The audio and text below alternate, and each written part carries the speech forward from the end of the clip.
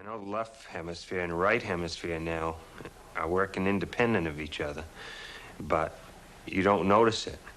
Now, you just kind of adapt to it. You don't have any feeling, it doesn't feel any different than it did before. 7 years ago, Joe had brain surgery to allay the effects of severe epilepsy. His surgeon cut the nerve fibers connecting his left hemisphere with his right.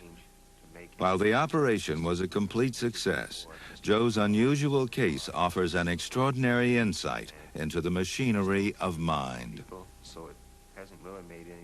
This fiber system, the corpus callosum, is located midway between the two hemispheres. When it was surgically severed in Joe's brain, the transmission of information between the two hemispheres was halted. Michael Gazzaniga.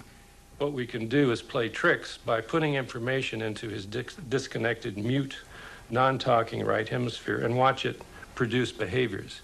And out of that, we can really see that there is, in fact, a reason to believe that there's all kinds of complex processes going on outside of his conscious awareness of his left half brain. Joe, I'm going to show you some things. I just want you to tell me what you see. And here we go. You ready? Look right at the dot. Okay. Right. Okay, you ready? Look right at the dot. Grapes. Good. When Joe focuses on a point, look right at the dot, everything to the right of the point goes to his left brain, the dominant hemisphere for language and speach. Look right at the dot. So we can see here that when we flash a word or a picture, Tree. Joe is easily able to name it. Here we go. See it. Close your eyes and let your left hand do a little work here.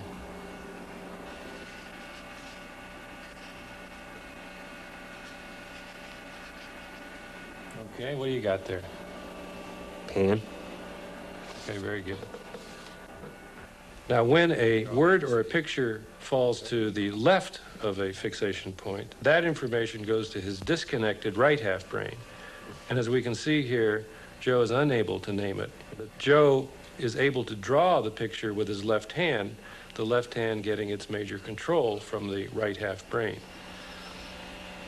What'd you draw? Okay. What'd you see? Wheel on one side. I don't know where I saw another. So even though he can't name it, his left hand is able to draw out the picture of the stimulus of the picture or word that we presented to his right half brain. What did you see?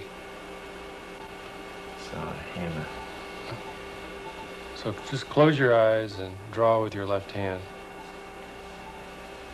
Just let it go.